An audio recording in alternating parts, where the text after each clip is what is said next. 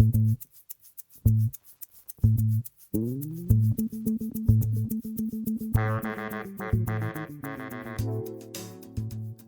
Daniels, welcome to the Career Pathways podcast. Well, thank you. It's so nice to be talking to you guys. This is an absolute treat for me. Yes, and we're doing it all across Lyon campus. So, where are you?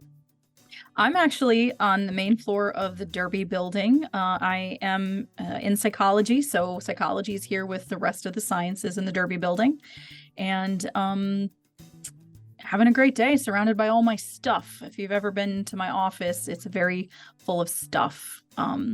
Collections from bits and pieces of I was going to say bits and pieces of students, but that's not what I mean.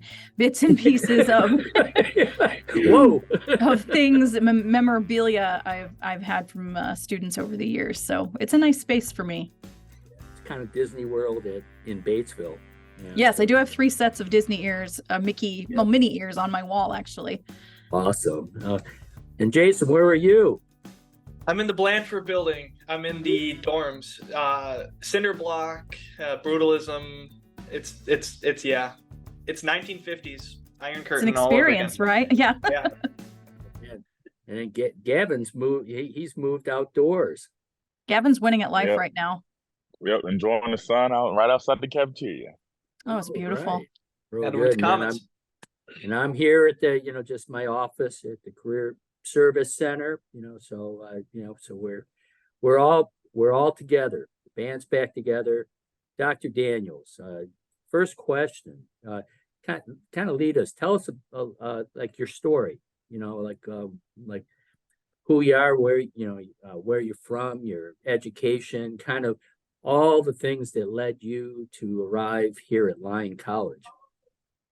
So I guess I'd have to go kind of in the Wayback Machine. I don't mind kind of speaking a little bit to my past. I'm a first-generation college student, and I grew up in some pretty significant poverty.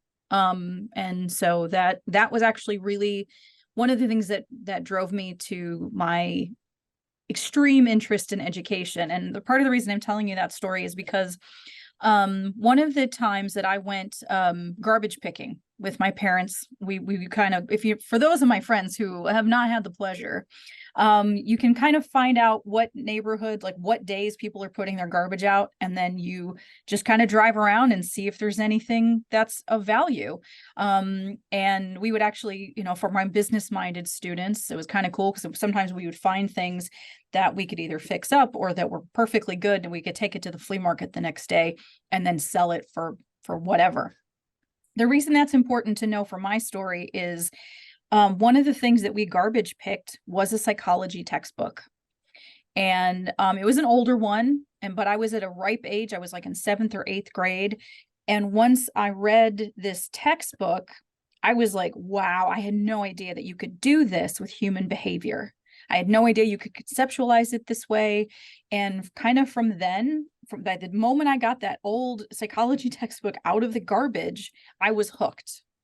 At the time, I thought I wanted to be a psychoanalytical psychotherapist, mostly because I was 13 and thought that was a really good title. But then when I actually got to my undergrad, that's when I discovered that abnormal psychology was not for me. I'm actually wearing a t-shirt today that says "not that kind of psychologist," because I am not that kind of psychologist. I don't do therapy. I have a therapist, and that's how it ought to be. I chose to be an educator. So part of the reason I'm not a therapist is I took abnormal psych and was like, ugh. I actually think I made that noise like, ugh, and it's a little disappointing because a lot of people are like, oh my God, abnormal psych is the coolest thing ever. Just wasn't a good fit for me.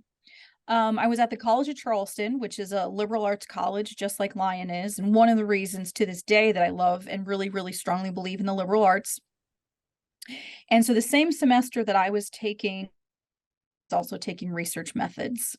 And again, once I sort of realized that you could ask and answer questions about human behavior using data, I was hooked. And then I had a very strong mentor in Dr. Lisa Ross, who was my social psychology instructor in undergrad, and has really been somebody I've looked up to since I was, Jayson and Gavin's age. you know, I mean, and to this day, we still keep in touch. And again, so she was my mentor, not only for what field I wanted to go into, but that was the kind of job slash life that I wanted to have. And I was like, all right, I want to be a Lisa Ross for somebody else. And so I knew even as an undergrad, that in order to teach at a college level, which ultimately that's my goal, right? That was my goal, is to teach at a college level. I had to get a PhD, right? That's what I knew. So everything I'm doing today, honestly, I mean, like, I like having the name doctor in front of my name, in front of my last name.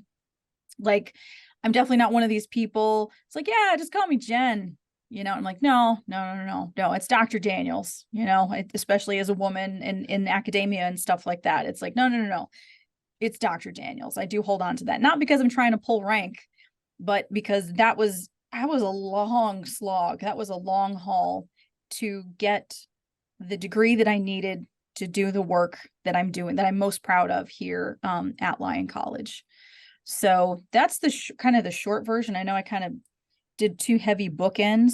But in the middle, I graduated from the College of Charleston with a BS, Bachelor of Science, but then I have a Master's of Arts, an MA in Experimental Psychology from Wake Forest.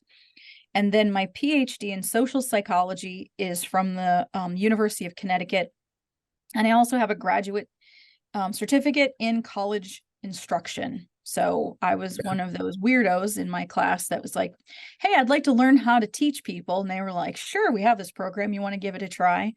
And it wasn't universally well received. The fact that I wanted to teach after I got my PhD wasn't necessarily something that everyone in my PhD program was like really excited for me to do. But I knew, like I said, from way back in the day, from when I was y'all's age as an undergrad, that's what I was going to do. And I was like, well, no. And I needed skills to do that. They don't necessarily teach you how to teach just because you get a PhD, and there's a skill to it. Oh, amen to that. I've been in marketing my whole life. I arrived here at Lyon, and I remember the business faculty asked if I, would teach marketing, and it was like Christmas morning, the Super Bowl, my daughter's birthday. It was like, this is awesome. No, great. The thing is that, it's one thing lecturing or talking at people. It's another thing to learn how to teach. And that's a work in progress. I'm in my third semester and I'm still learning, and people think it's easy as an observer, and until they actually get up in front of a class and really try to bring them along on this learning journey. And then you really learn what teaching is all about. Well, and it's one of those things that you shouldn't stop learning about. I've been teaching full-time since 2009, and I taught during graduate school, and I'm still learning new things all the time. I really am. It just depends on what my students throw at me. And I'm like, all right, do you want to learn that way? Sure, we'll figure it out together. Social psychology, that's your field of your specialty. What can you define it in terms of like what it is, and then kind of the area is there a particular area that you focus on? Sure. So social psychology is about the individual in the group, right? So sociology might be something people have heard of before, and sociology is about how groups operate and how groups interact with each other. But social psychology is about you in the group, whatever group that happens to be. Before I get to my particular, I'll just give an example of some of the topics I cover in my social psychology class. We cover everything from aggression to attraction to prejudice to discrimination to just social cognition, just the way people think about each other, cognitive dissonance, fundamental attribution error, all those kinds of things. Things that you guys are doing anyway, everybody's doing anyway. But we have looked at the mechanics of how it works and maybe a little bit about why it works. Most of my research has kind of fallen into two main categories. One has to do with gender and gender identity, the psychology of that. I have some ducks in my office. People know me for my ducks because I talk about how things like gender, sex, gender identity, gender expression, romantic interest, there's a whole bunch of ducks. Everybody assumes all those ducks are in a row, but I don't know if have you ever seen, we have ducks and some geese right down in Bryan Lake. Those guys are all over the place all the time. And honestly, that's how those concepts of gender work too. They don't have to go all in a row. They can move on their own. And that's been something I've been studying with students since, I mean, for over a decade. But the other line of research that I've been doing with collaborating actually with some of the folks here is it has to do with video games and fandoms. One of the things that we did was look at how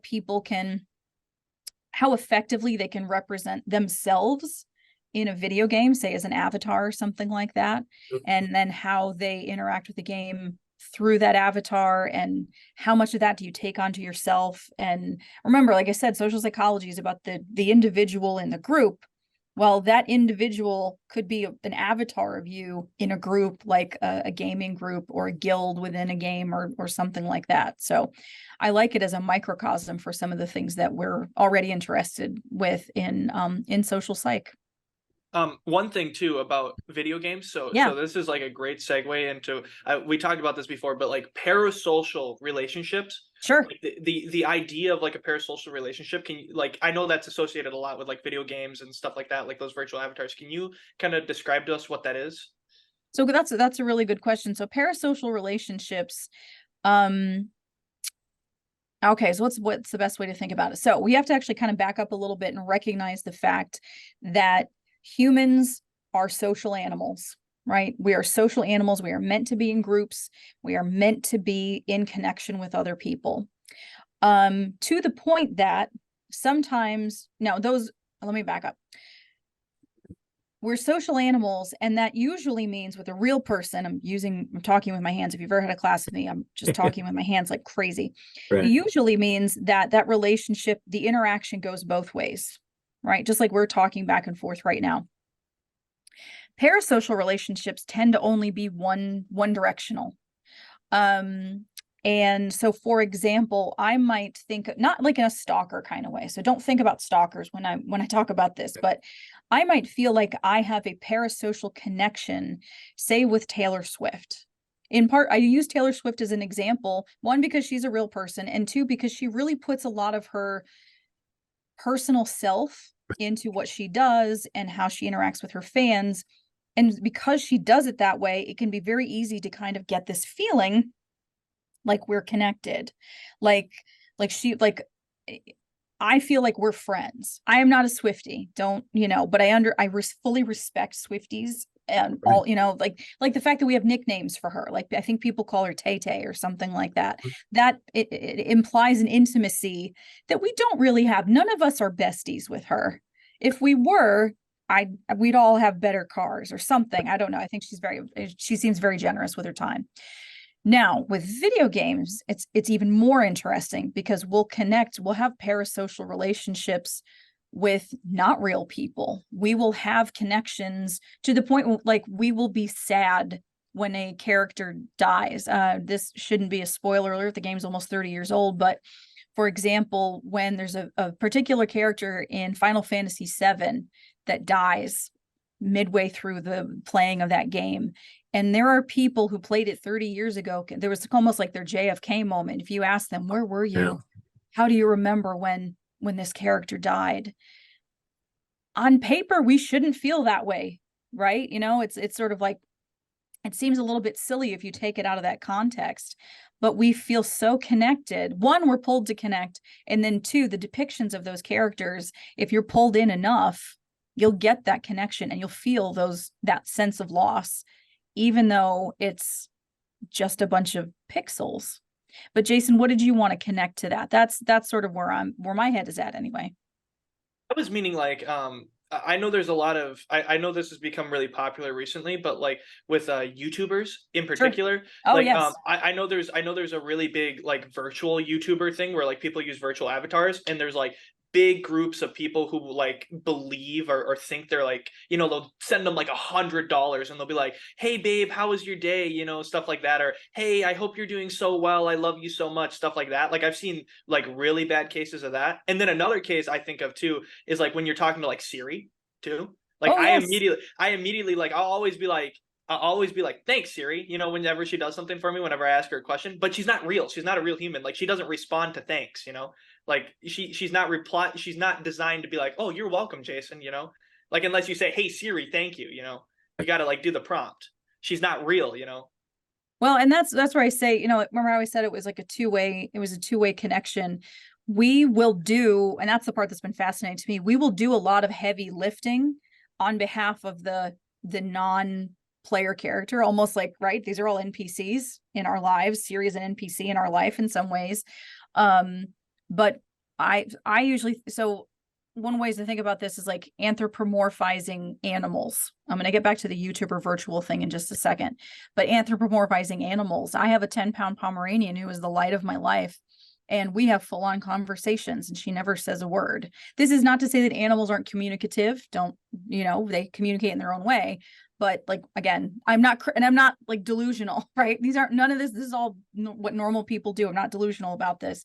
But I'm doing a lot of heavy lifting in the two-way street of that relationship between the two of us.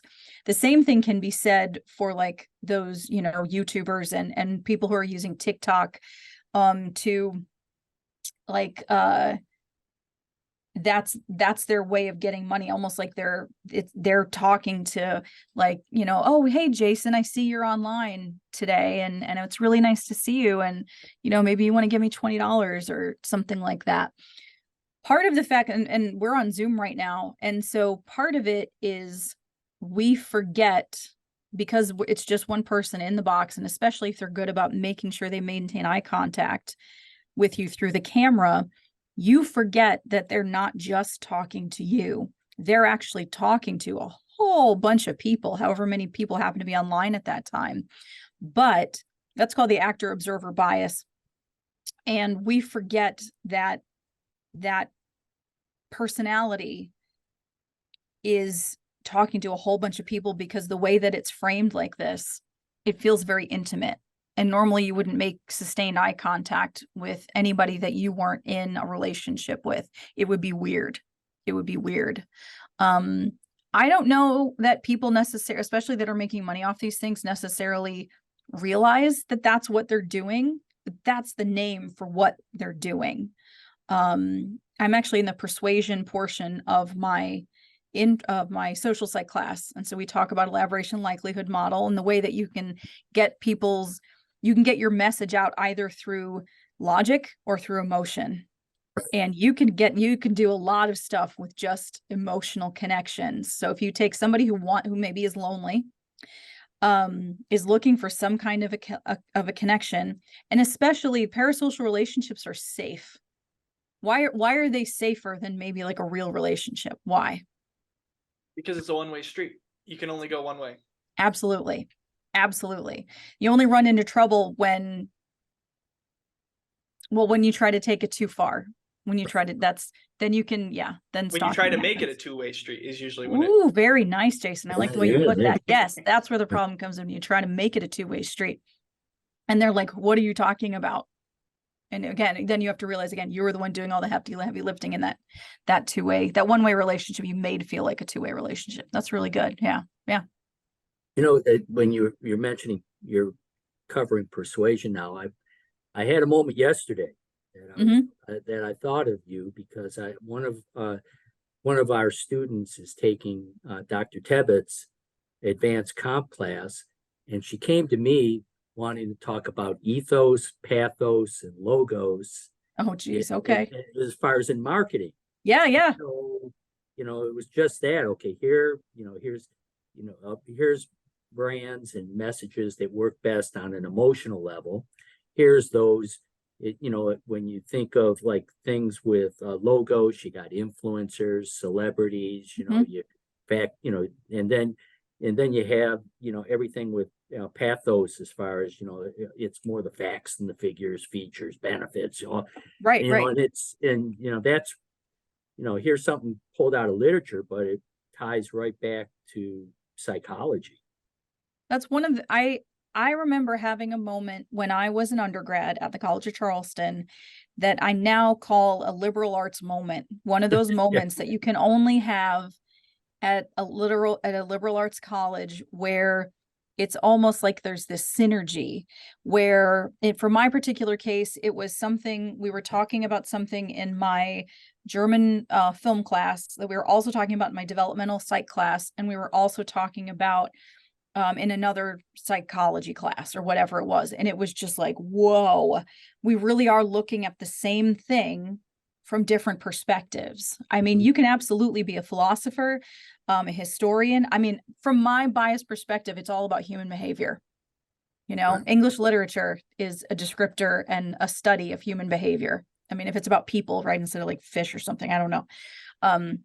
Economics, marketing, business, it's all human behavior. Not that I think everything is psychology. That's not what I'm saying.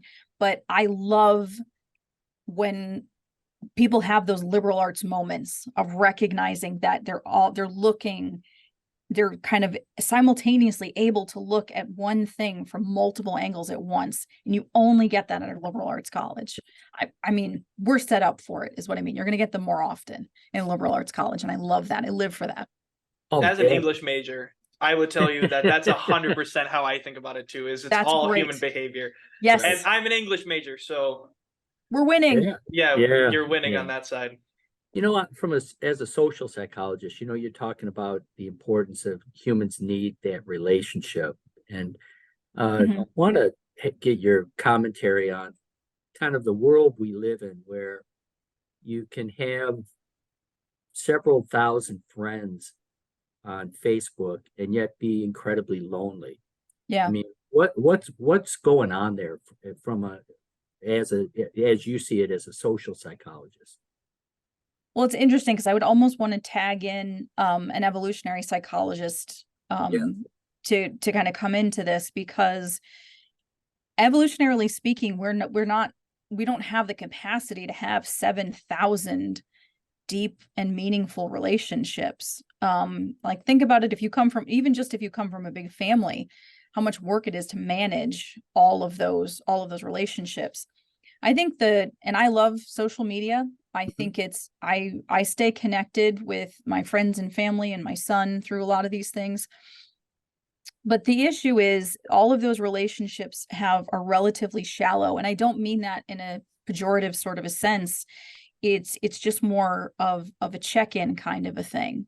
And maybe that kind of circles back to the parasocial stuff, because those parasocial relationships maybe feel more real than even real life relationships, in part because I'll use the influencers as an example, because they push out so much content all of the time, and real life relationships don't necessarily operate that way. I think we have to look back at the fact that if you are describing that relationship that you've got with these people as followers or subscribers, you've got to recognize that they are not anything more than that. They really are just following your material, or they're just subscribing to the things that you're putting out there. But that's not enough. That won't scratch the itch, so to speak, that we've got evolutionarily speaking. We need deep, meaningful relationships. As scary as that may be, a lot of us have social anxiety.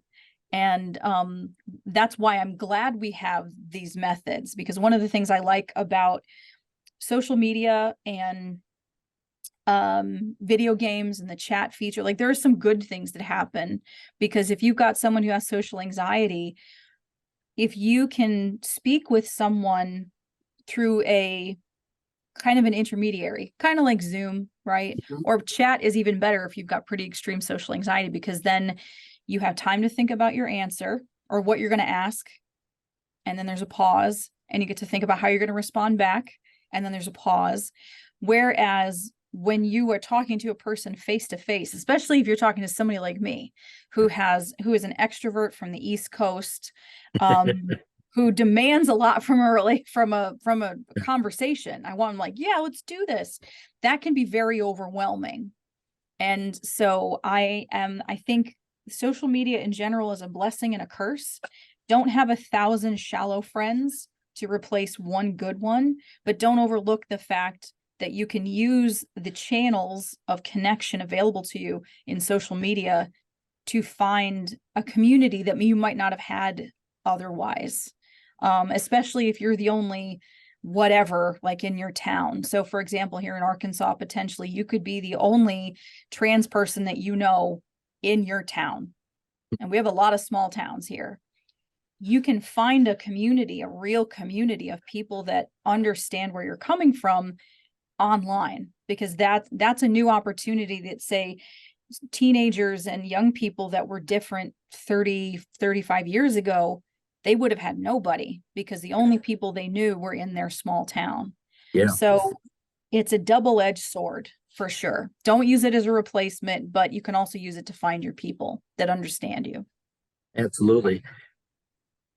I was gonna say, sorry, Yeah. didn't mean to Go budge in. ahead, Jason. I was gonna say, like, some of the people that I've met online, like I would consider like almost very close friends, like almost best Yes. friends. I've met them in real life, except for a Nice. few of them from the UK. That's a little hard when they're so far away, especially during COVID.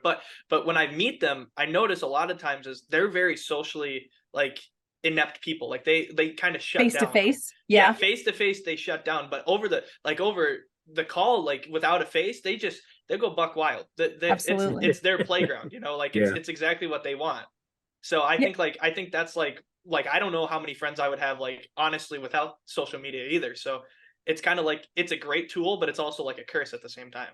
Yeah. You know? Yeah. No, it can be, especially when we try to monetize some of these things. It makes me feel a little bit creepy. Like, I'm all for capitalism and all that kind of good stuff, but we also seem to have a tendency to want to put a price tag on sort of every human interaction. Yeah. And that part makes me a little sad sometimes, but Yeah. what are you gonna do? Yeah. Your as far as your field of study, was gaming, and then also as far as like the changing, as far as things around gender. Mhm. Can you walk us through kind of how that has evolved? Because I'm thinking just from my boomer lens, okay? Yeah. Okay, here it is that, you got something like, the stay-at-home housewife and the traditional 50s family. And then you have these things that seem small at the time, like G.I. Joe. And it's Uh-huh. like, what? My son playing with dolls, and Right. and you kind of look at, then even to like where, how me as a parent, I was so fundamentally different than the way my father Yes. did it. And it wasn't that I had grudges or, anything, but it was just that it just naturally evolved that way. Now my wife worked, and there was a lot of reasons, but it was just me as a person. I just saw fathering very different than he did. And then, you keep the transition keeps going Keeps going. Yes, it does. along. So how do you study all, like, kind of all of that, or is there a particular area that you focus on? Interestingly enough, I started the thing that interests me with gender in particular, psychological gender, which is not the same thing as sex, right? Sex and gender, maybe in English, like I say it like in the Alphen building, might be interchangeable, but in Derby, they have two very different things. So I talk about gender not as a substitute for the word sex. It's its own psychological construct, which is actually socially defined, right? Just to kind of connect it all back together. Our ideas about gender are constructed. Two things. So wait, my undergrad research was actually on trying to connect creativity to something called androgyny. Psychological androgyny means you're both highly male and highly female in the way that you think about things. You're not sort of constrained to only see things in a feminine kind of a way. I'm air quoting all of this, versus a masculine kind of way. Because to my thinking, if you were someone who could use both masculine and feminine characteristics and approaches to things, then you're going to be more creative. And that actually turned out to be the case.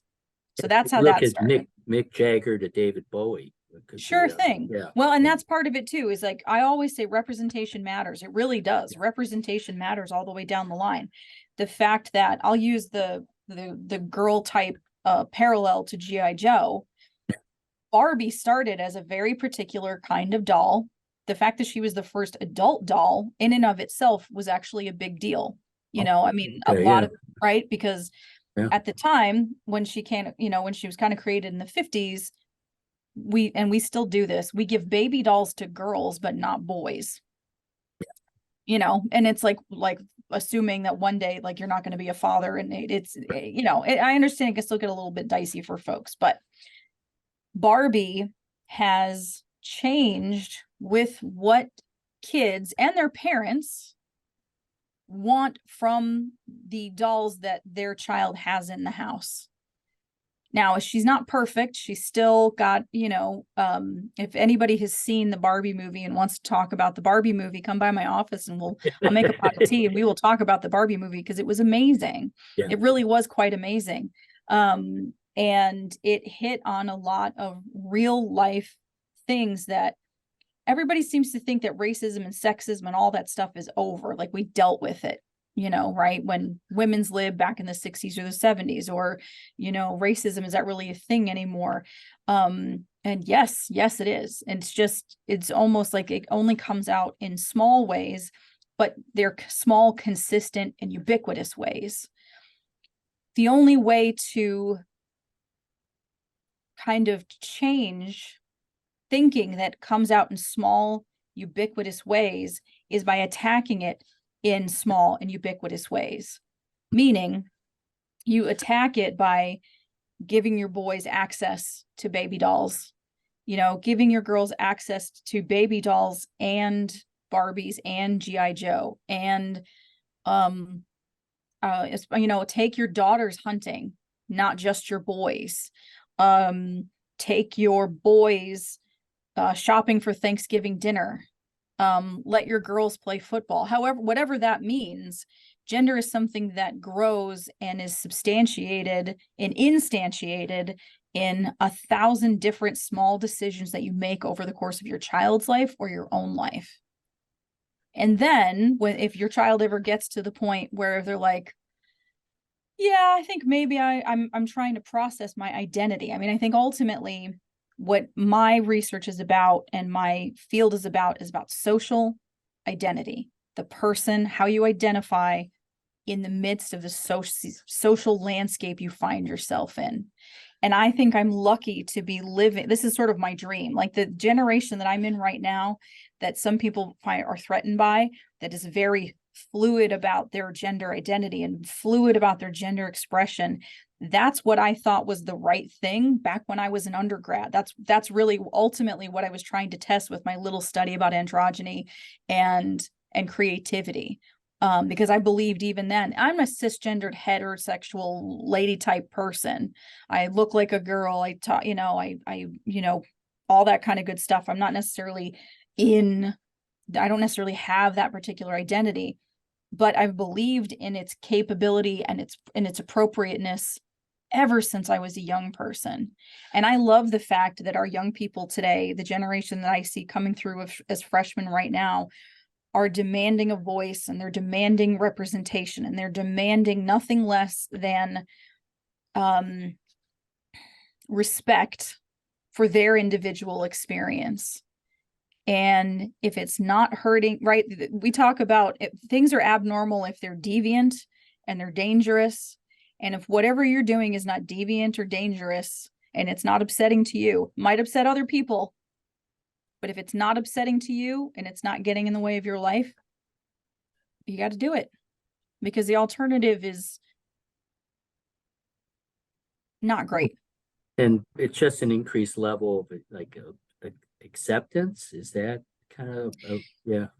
I mean, it's interesting because we used to talk about tolerance, right? Was sort of, Yes. we moved from tolerance And now we go to acceptance, and then there's even a step beyond that, right? Which is celebration. I'm not getting the word right now, but there's a step beyond simple acceptance, which is yeah, let's talk about celebrating those identities, and so not just like, oh, okay, you exist, but it's like, you exist and that's cool, and here's let's understand how you can uniquely, contribute to this cool thing that we're doing, whether that's a business idea or a novel or a movie, or whatever it is. And I think we see a lot of these changes in our art, right? I mean, in film, and that's video games, that's Marvel series and stuff like that. Like, I think art moves faster than the rest of society's consciousness will necessarily.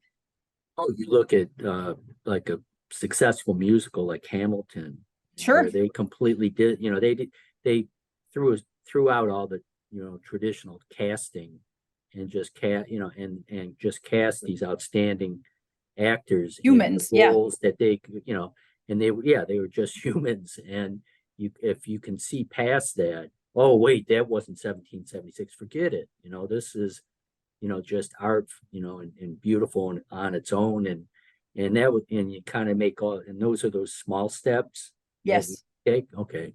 Yeah. The only thing I would want to wrap around that a little bit is that I don't want anybody to misunderstand and think that somehow I want to get rid of the concepts of, say, race or gender or something like that, and just like, oh, we're all just the same, because we're not all the same. And like, I actually believe in, like, for thinking about lady types and dude types, I want there to be equity there, not sameness. Men and women aren't the same. But there's an equality on things like when it comes to getting a job. We are still living in a world where a study was done within the last 5 or 6 years where hiring managers were given resumes from 2 different people, or one group was given, they were all given the same resumes. It was just on one of them, it said like Jane Smith, and on the other, it said John Smith. And these hiring managers were more likely, same resume, were more likely to hire John than Jane. The difficulty for me is that you ask those folks, do you think you hired females less often than men? What are they going to say? No, of course not. So they don't even realize they're doing it. So amazing. Kind of shift gears a little bit. Sure. Classes at Lyon. What what classes do you teach in psychology? You got social psychology, I'm aware of, but what other topics do you cover? I am lucky enough to get to teach stats, which I love teaching stats. It's actually, I really do. It would have been one of my favorite classes. All right.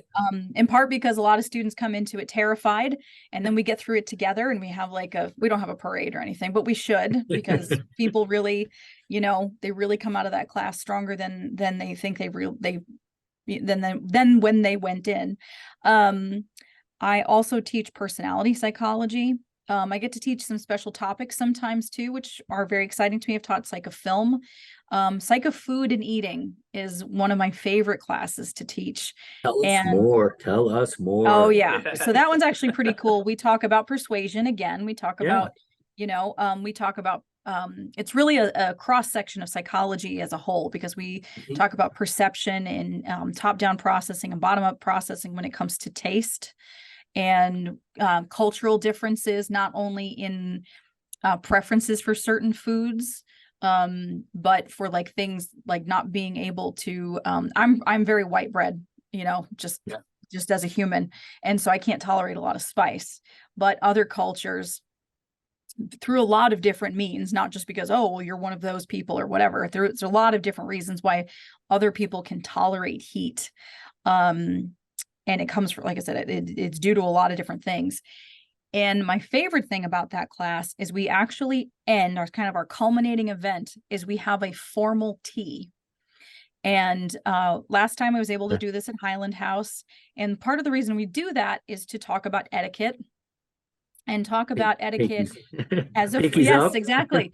But, how do you serve yourself from the tea? Who pours the tea? Do you put the milk in first? Do you not put the milk in first? That kind of thing. And it's a practice in conformity and obedience. And to make the point that a lot of the things that we do when we encounter other people, including etiquette, right? I mean, not trying to, squash your individuality, but anything that we can do to make the people around us more predictable, that's what makes us feel safe. Sometimes we do that in bad ways by through prejudice or making assumptions about you and your behavior based on, who you are. Mhm. But etiquette makes everybody predictable because everybody's using the same set of rules. They're using the And that's same, nice. they're using the salad fork, not the Yes. dinner fork, and the napkin on the, on the I know what I'm supposed to wear at this wedding Right, because they right, said right. this in the invitation. And Yeah.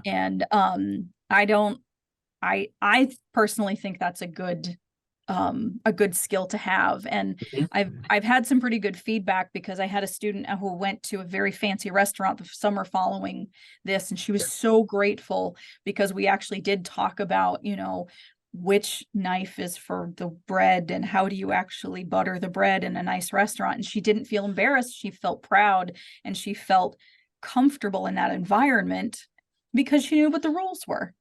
And Oh, ultimately, that's all any of us want. I want to know what the rules are.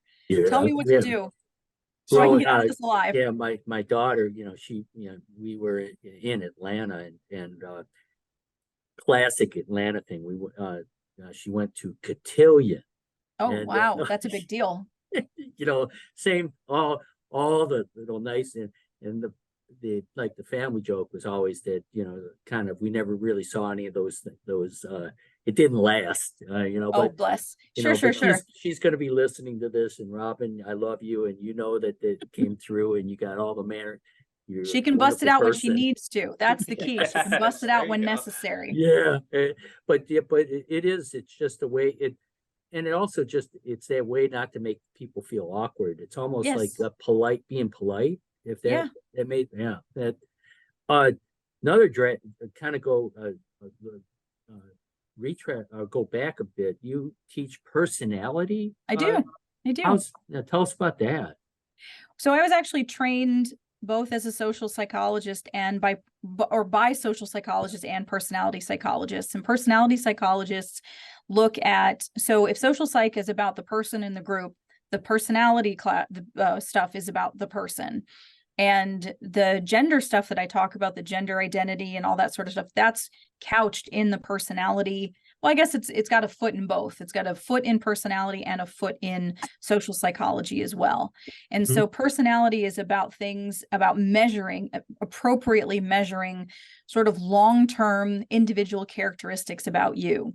The ones that you might already be aware of are things like introversion and extroversion. Yeah. Those are kind of the classic ones, or conscientiousness and that kind of thing. But there's a whole bunch of different other ones that you could talk about. And what we really focus on is measuring something that's real, using appropriate questioning, making sure that the measures are sound, that they're reliable, that they're measuring what they're supposed to be measuring. And then we can use those things to predict behavior, right? We can use them through statistical measures to predict maybe whether or not somebody's going to like a particular ad campaign based on certain characteristics, which would always be, or if they would like a particular book, or if they would like a particular movie based on their personality characteristics. It is not the same thing as taking a BuzzFeed quiz. You take a BuzzFeed quiz to find out, like, what kind of bread is Jayson? Oh, he's a brioche bun or something, those may, yeah, right. Cornbread. Yeah, right. Or Patrick Lynch. I think he's a good rye bread. And those are they're not grounded in the kind of research that really needs to be done in order for those tests to be worthwhile. Help me, Myers-Briggs. I love Myers-Briggs, and boy, do people, to just, it always seems to be under attack, but as a way to kind of get a quick and easy way to understand kind of your tendencies and then recognize those tendencies in others. I've always liked using it. I mean, I don't swear by it, No, of course. but it just, why is it that, that particular assessment always seems to be under fire. Well, part of it, and then the way I complain about it, because you know Yeah. I do, is that it is grounded in Jungian, like Carl Jung, who was a contemporary of Freud. It is actually couched in and was born out of Jungian thinking.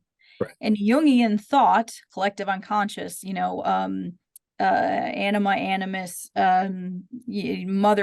mother types, hero types, like all this kind of stuff is not based in any kind of data or science. And so one of the things that I talk about is like, well, technically it's atheoretical, meaning it's not based on any kind of theory. It's not, theories are meant to explain behaviors, and that it doesn't really, so it's not, it's more the foundation that it's built on. Just like Freud, right? Oh yeah, let's just like Freud, babe. Yeah, no, seriously. Sometimes a pencil is just a pencil. Sometimes it is, right. And I think just like with Freud, Right. I teach Freud Right. in my personality class because it is the foundation for the way a lot of what we have done is modern, because Freud was not a scientist, Jung was not a scientist, never claimed to be. Freud actually considered himself a conquistador. He considered himself he called himself that, never a scientist. And but what psychological science has come and done after the fact is to put some data underneath some of those original assumptions and questions, and give it use that data to figure out what works, what's good to follow, and what's not. As far as the Myers-Briggs goes, it's a good, it's just not, and just don't overuse it. Just like people shouldn't overuse, the big five, which is where extroversion and introversion comes from. Just understand its place in understanding human behavior. Don't, use it to, like, I don't think anybody should use it to hire or fire somebody. I've seen that, which And that's an overstepping. Yeah. Oh, I need an INTJ for this job or something, and you're Exactly. clearly an like I've seen too. There's been I've seen listicles going around about, oh, this hiring manager always offers an incoming interviewee a coffee mug, and depending on what they do with the coffee mug, that's how they get hired and fired. And I think the solution was if they put their mug in the sink and they actually washed it themselves and put it away, then they were going to get hired. And so they use like these sort of inappropriate tests of like lay tests of personality that aren't based in anything. And that's not what the Myers-Briggs is. The Myers-Briggs is a nice little snapshot to tell people this is how you usually think, and this is what you're actually interested in. So I think it's perfectly appropriate for career services. No problem. Yeah. Go ahead, Jason. No, I'll let you finish. My thing's a whole different topic. So. Okay, yeah, because have you ever read Susan Cain's book, Quiet? I don't know that I have.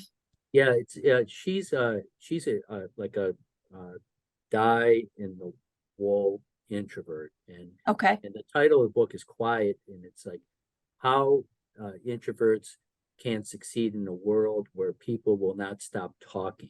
Sure. And I absolutely love it, and it's just that thing about, that in her view, the kind of the world kind of overvalues extroverts. Fair enough. In the business world, it's the charismatic, outspoken, outgoing leaders, narcissistic psychopaths, actually. Yeah. Okay. Keep on going. Let's keep it rolling. And you look at who are some of the more successful leaders, and they're the introverts. One big reason is introverts have that one superpower, which is listening. Yeah.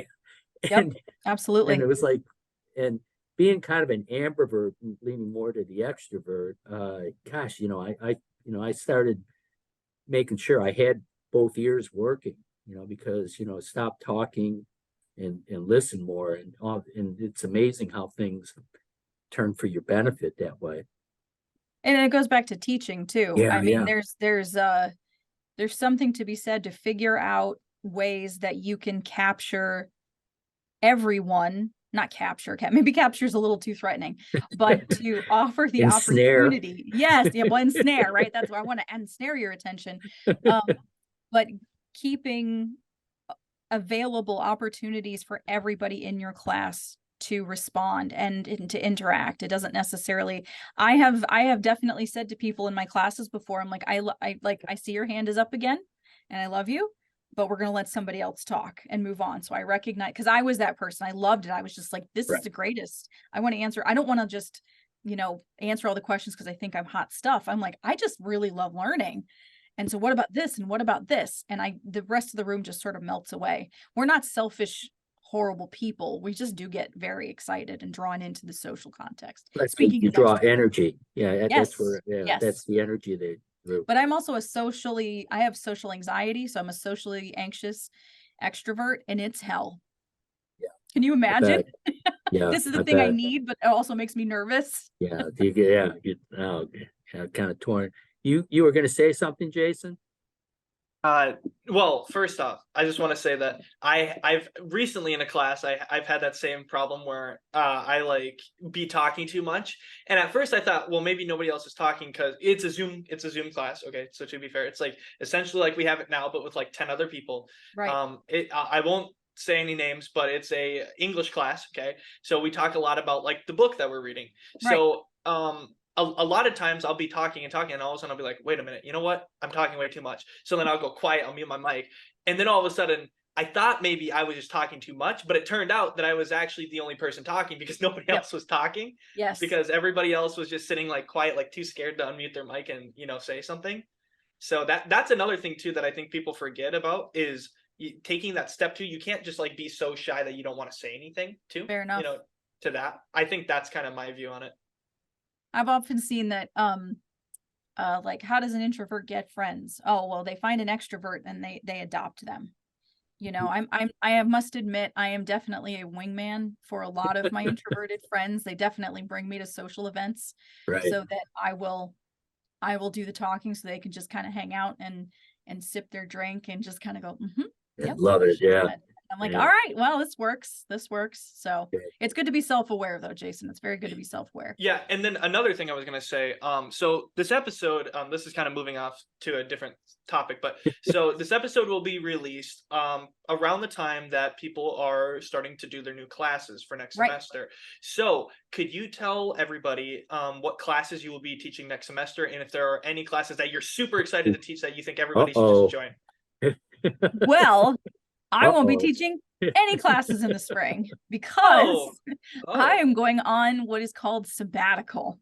Oh, okay. I know. So I applied to be working on some projects. I've got a lot because I have a lot of fandom research that needs to be written up, and I'd like to explore a little bit more about Southern identity and food culture. And so I will be able to have classes. I'm released of my teaching duties so I can pursue some of those other things. And it's something that we faculty can apply for so that we kind of come back in the fall refreshed and kind of ready to do our thing. So I'll be back in the fall with stats and probably social or cultural psychology. I also teach cultural psychology, human sexuality. Maybe I'll throw that one back in there. It's a great semester if I can teach human sexuality and psych of food. It always makes for a very interesting afternoon if you can get into both classes, because it's pretty interesting. So that's an upper division class and not for anybody. That's not required for the major. Human sexuality is not required for the major. We don't make anybody take that class. Question. We have psychology is one of the more popular majors here at Lyon College, and no surprise, it's you and the faculty are outstanding, so it becomes kind of a magnet for a lot of students who really want to learn this. Got to be aware.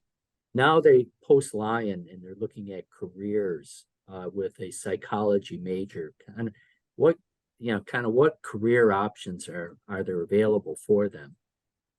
So we usually think about that in 2 stages. We actually incorporated a 1-credit class for our majors called professional development, and it is required for the major, in part because we want to expose people to sort of I say 2 different paths, but those two different paths then branch out into a multitude of opportunities. But you sort of have your first branch, which is you're going to go to grad school and get some more training, more specific training for things like becoming a mental health counselor, social worker.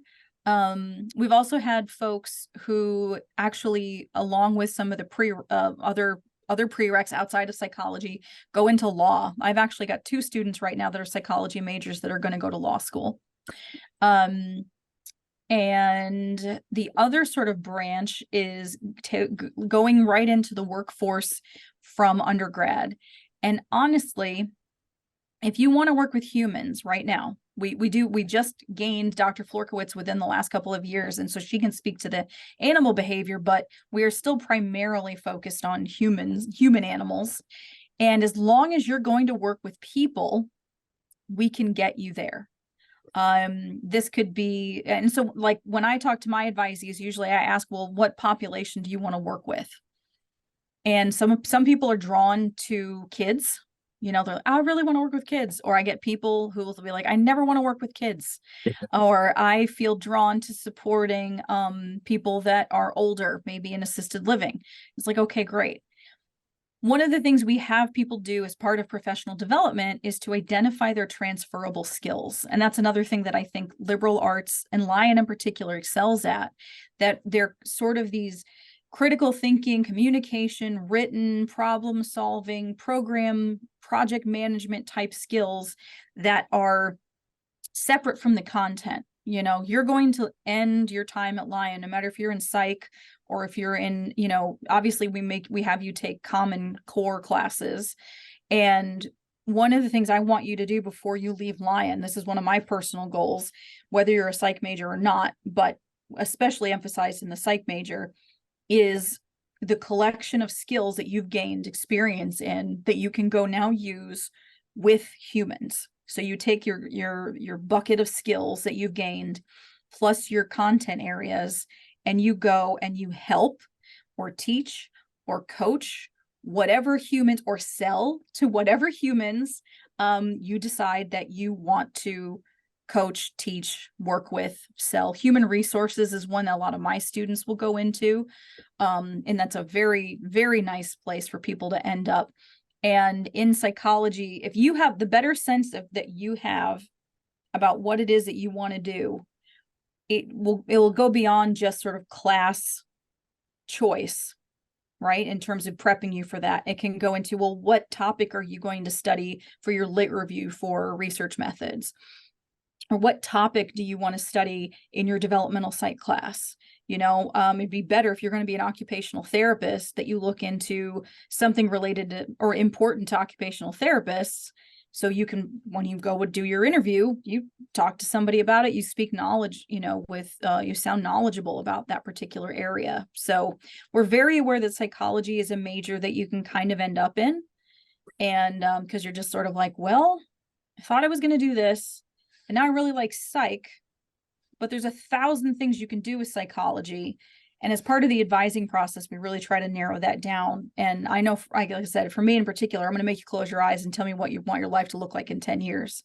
Because it's not just going to be your career. Like it's, do you want to live to work, or do you want to work to live? And there's just bigger questions out there than what job do you want? And I know, Patrick, you agree with me on this, that Yeah.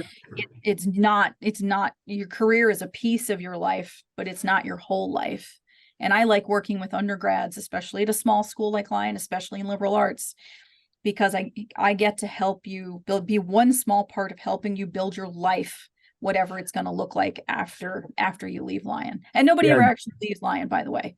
Like, you can always come back and talk to us. We're still here for you.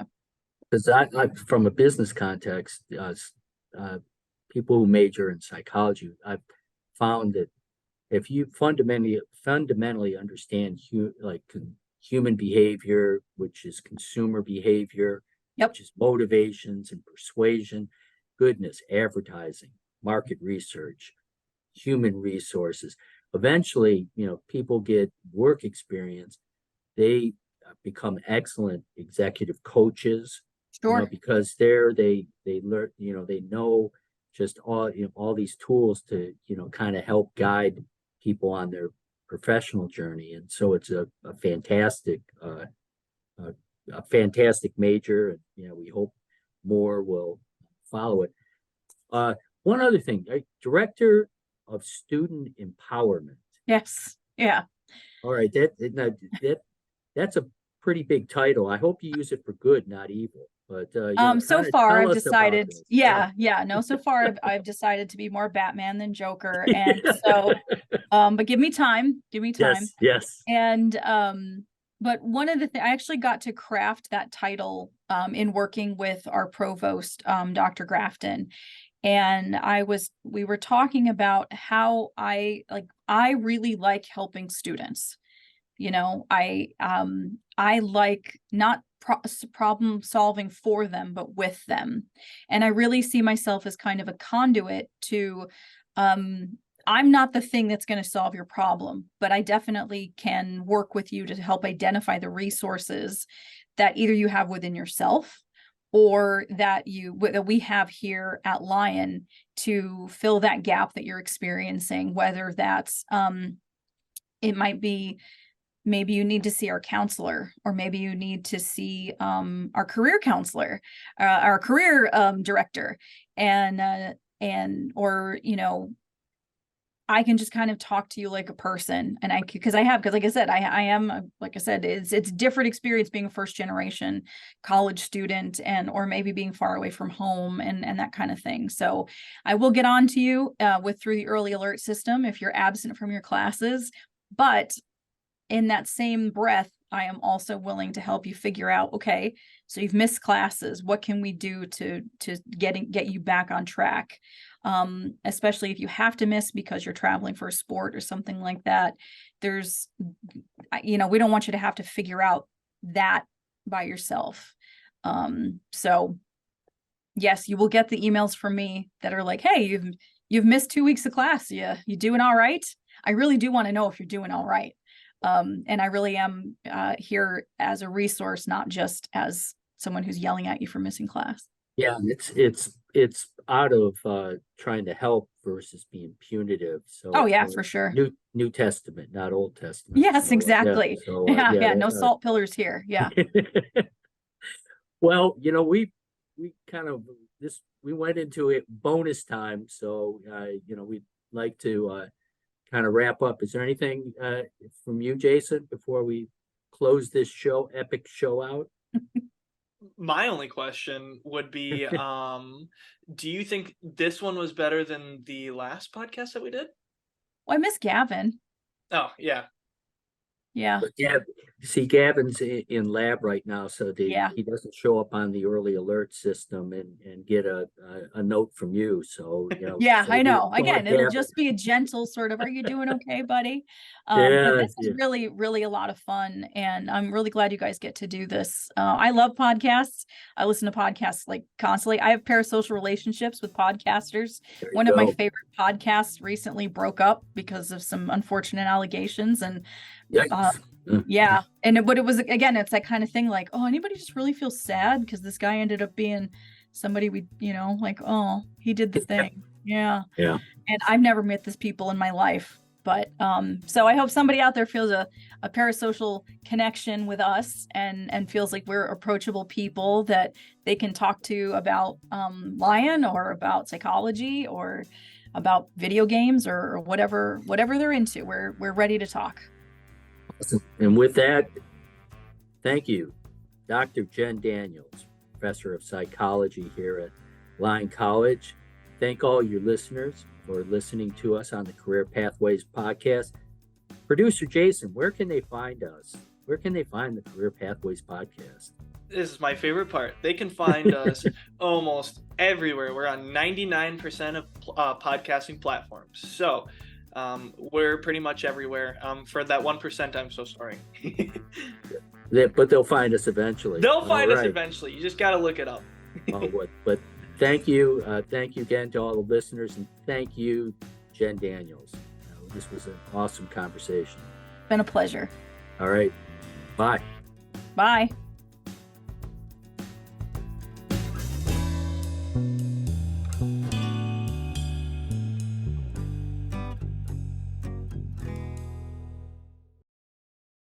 This broadcast is sponsored in part by Lyon College and also sponsored in part by KILT Radio.